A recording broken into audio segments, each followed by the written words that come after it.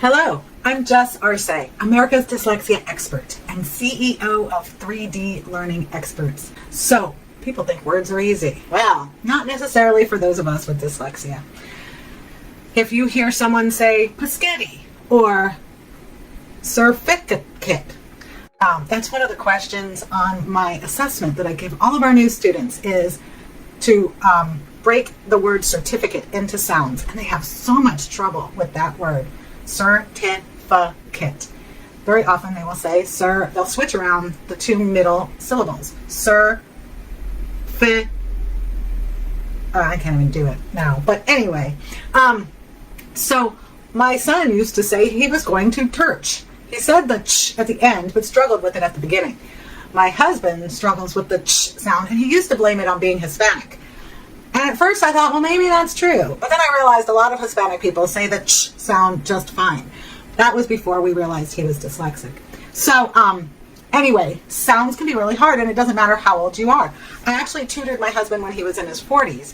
And so it wasn't until then that he really got a grasp of sounds. He still struggles with it a little, the CH sound. But the rest of the sounds that he had difficulties with, he smoothed out. And they don't give him trouble anymore. Another challenge with words for people with dyslexia is they very often will look at the first sound and the last sound and guess what the word is. Like if they're reading a book and it has a picture of a house, they may say house one time and home another time. That's because they are associating the word with what they know it needs to be. And they see the H and they see the E, and both words begin and end the same, and they pretty much mean the same thing.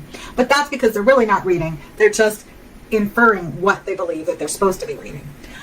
Another thing is like if there's a longer word, so like awesome or aware, they both start with an A and end with an E. So our minds are locking in this visual shape of the words, and they're not actually reading the words. So that's something very common you will find among a lot of people with dyslexia is difficulty with reading words.